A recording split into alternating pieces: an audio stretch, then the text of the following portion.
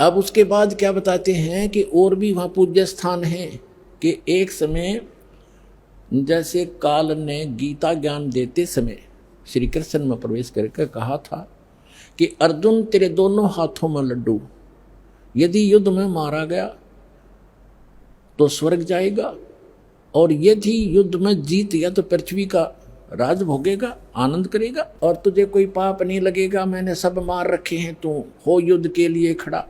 उसको डरा धमका भयंकर रूप दिखा, तैयार कर लिया युद्ध के लिए।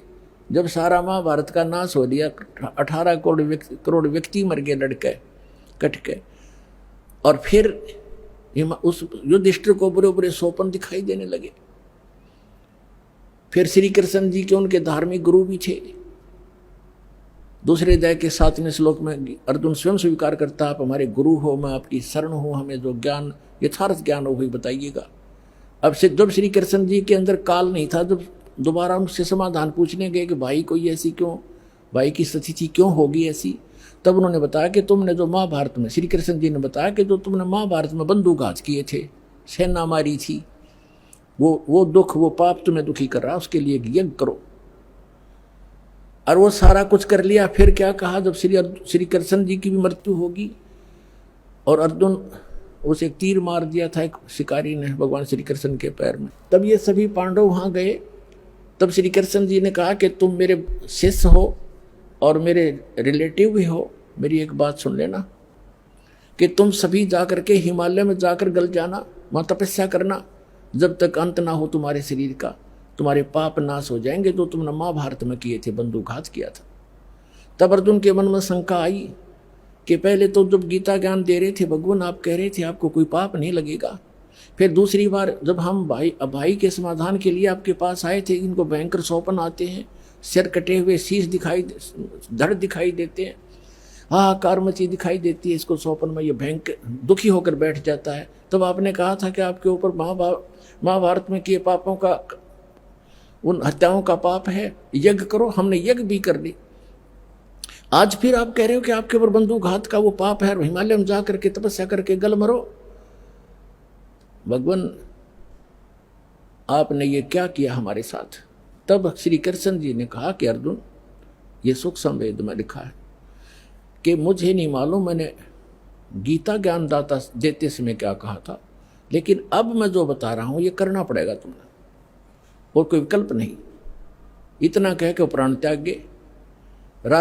राज को अपने पोते को देकर परीक्षित को वो सारे के सारे वहां पहुंच गए जहां दास कथा दिखाने जाता है। अब वहां कहते हैं, परमात्मा कहते हैं सुख संवेद में कि 5 पांडव गले हिमालय और 18 सोनी खा गया काल। 18 सोनी को खा गया काल। अरे 5 पांडव गड़े हिमालय, वहां जाके गड़ में रेवत है, और उन खा गया काल, पाप इनके सिर पर धर दिया, और देखा कि जाके फिर इनका और नाश करवा दिया। वो क्या करवाया, अब पढ़ के सुनाता हूं। ये हम पढ़ रहे हैं हिमालय तीर्थ पुस्तक, इसके 18 पृष्ठ पे।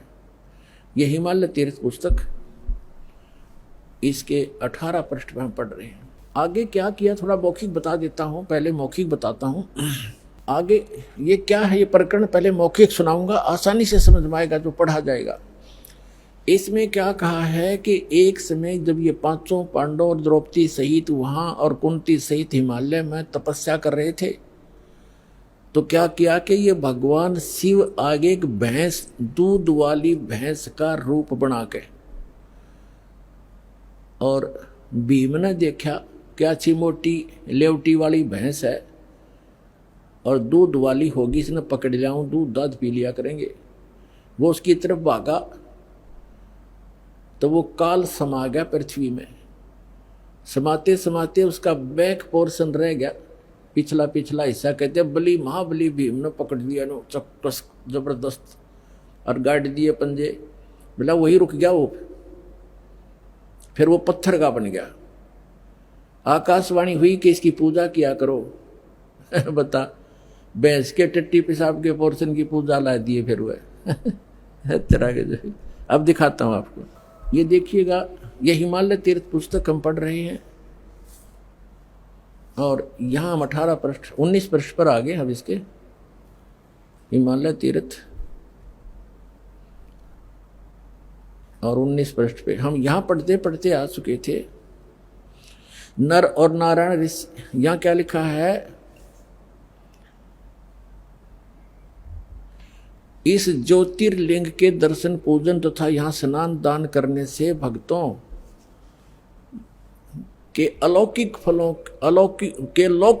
की प्राप्ति होती है।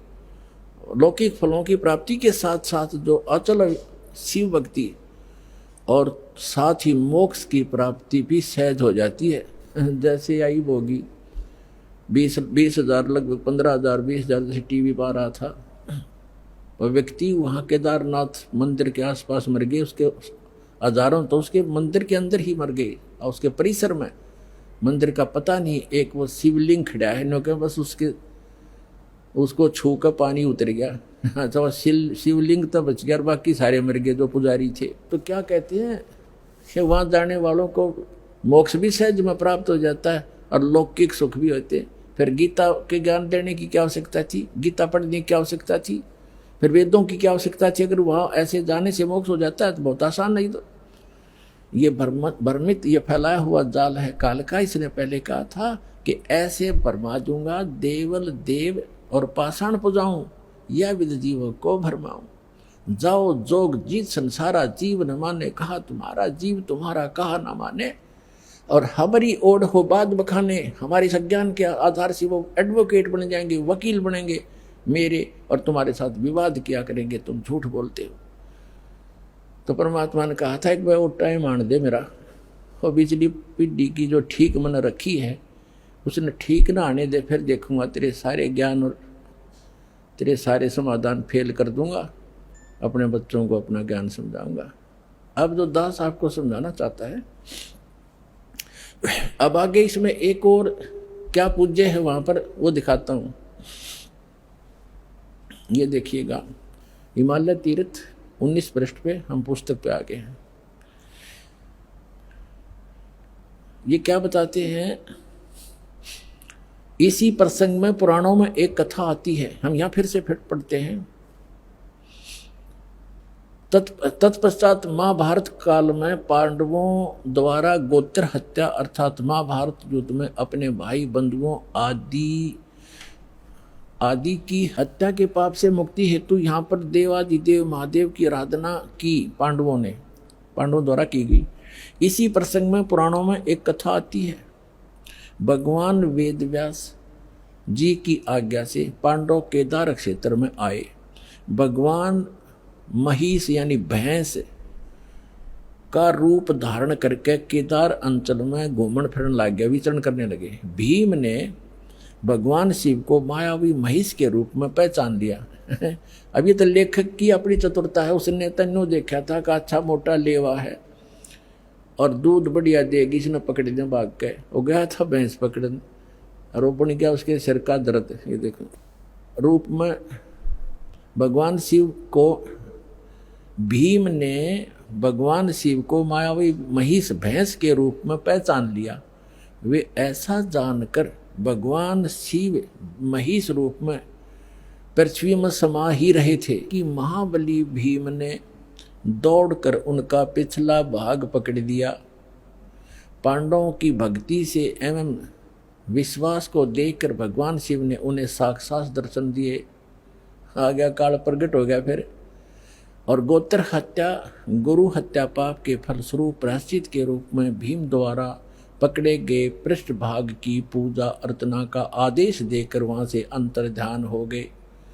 पृष्ठभाग ने शिला रूप धारण किया, पत्थर बन गई फिर वो पिछला भाग जो पांडवों द्वारा पूजित हुआ वह तब से आज तक पूजित है। पुण्यात्मा देखो, अब ये है वो एक केदार उन्मत यो भी है जो भैंस की पिछला टिट्टी पेशाब का पोर्शन बाकी रह गया, वो पत्थर बन गया। और काल आ गया शिव रूप धारण करके और कहा कि इसने पूजा करियो थारे सारे पाप कट जाएंगे।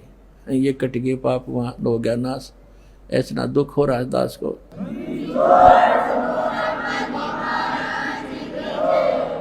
अब ये केदार कैसे बने थोड़ा ये दिखाते हैं, देखिए। आज तक पूजित है भीम द्वारा पकड़े गए पृष्ठ भाग को पूजा अर्चना का आदेश देकर वही अंतर ध्यान हो गए। पृष्ठ भाग उस भैंस का पिछला हिस्सा टट्टी पेशाब का पोर्शन ने शिलारूप धारण कर किया, जो पांडवों द्वारा पूजित हुआ और वह तब से आज तक पूजित है। महिष का अगर भाग नेपाल में जाकर प्रकट हुआ, जो पशुपति नाम के नाथ के नाम से विख्यात हुआ। अब बताओ, अब नेपाल में भी ये कल कर गया काम, अगला हिस्सा मुंह वहाँ दिखा दिया, कहते वहाँ निकल के प्रकट हो गया और वहाँ कह दिया भाई ऐसे पांडवों को मिलो। उन्होंने फिर बताया कि यहाँ ऐसे समाये थे और नेपाल में निकले वहाँ जाकर, वो शर वहाँ पत्थर हो गया। अब वहाँ एक मंदिर बन गया पशुपति नाथ का, वहाँ लाग गए पूजा करने। कोई बात, एक काल का फैलाया जाल है सारा। नेपाल के अंदर जो जाते हैं श्रद्धालु पूजने के लिए, ये भी वही काल का जाल है। आगे देखो, वो पशुपति नाथ से विख्यात हुआ नेपाल में।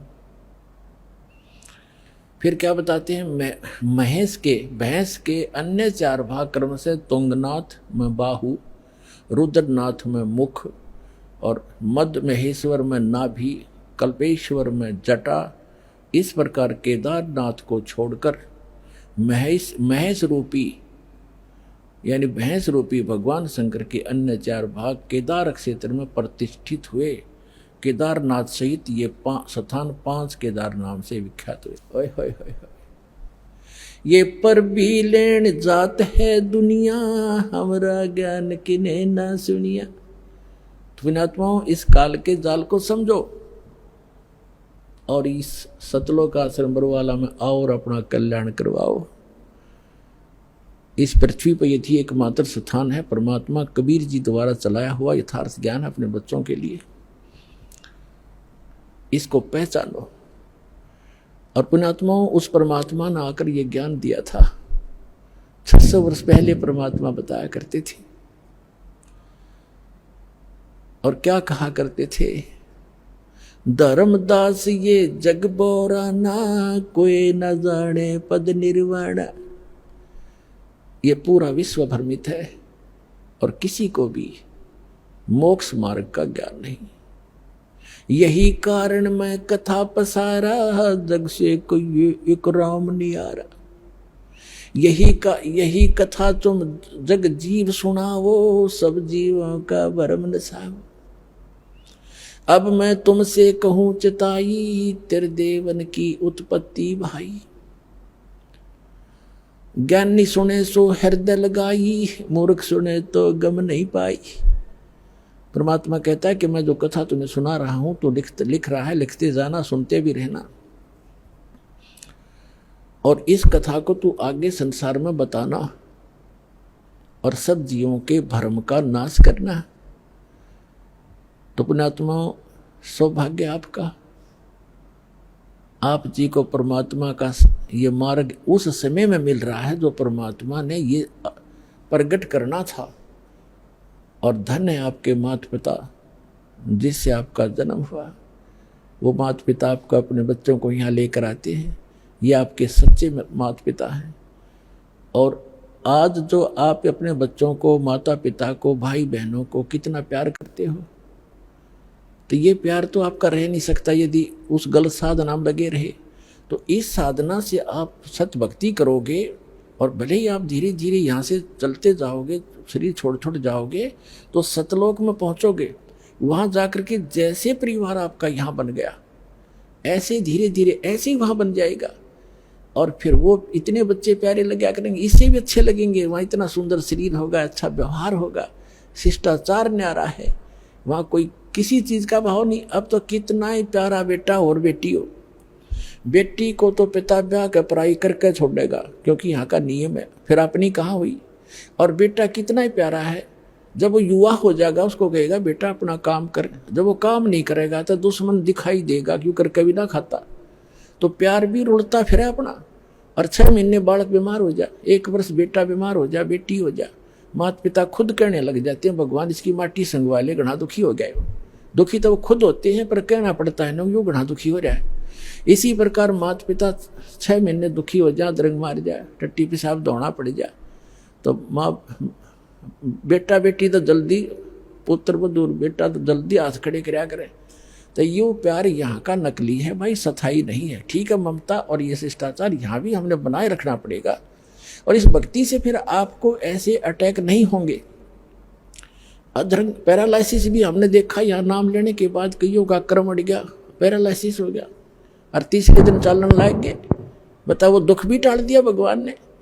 तो ये ऐसे सुख देगा, आप यहाँ भी सुखी रहोगे और सतलोक में सदा अमर स्थान पाओगे। परमात्मा कहते हैं, गरीबदास जी ने कहा कि सतगुरु आए दया करी, ऐसे दीन दयाले, बंदी छोड़ वृत्तास का जठरग्नि प्रतिपाले।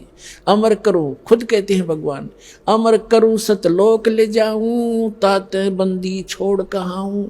बंदी छोड़ हमारा नामम, अदर अमर हमारा अस्थिर ठामम। हमारा अदर अमर स्थान है।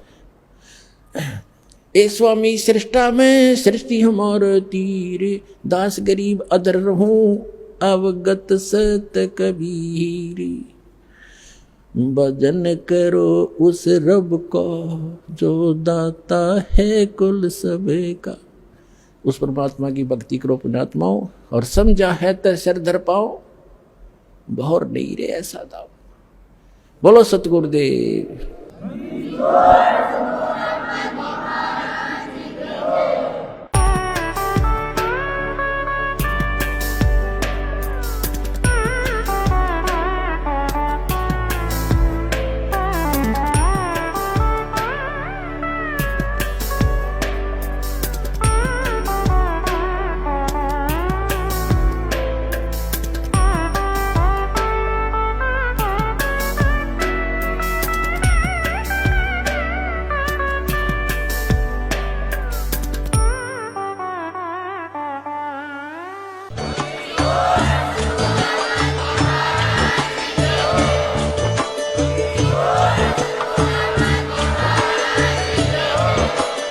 आप सुन रहे थे जगत गुरु तत्वदर्शी संत रामपाल जी महाराज जी के मंगल प्रवचन। अधिक जानकारी के लिए विजिट कीजिए हमारी वेबसाइट www.jagatgururampalji.org। संत रामपाल जी महाराज जी के शुभ आशीर्वाद से पूरे विश्व भर में 500 से भी ज्यादा नाम दीक्षा केंद्र हैं, जिन पर संत रामपाल जी महाराज जी द्वारा ऑनलाइन निशुल्क नाम दीक्षा दी जा रही है। अपने नजदीकी नाम दीक्षा केंद्र का पता करने के लिए संपर्क करें 8222880541।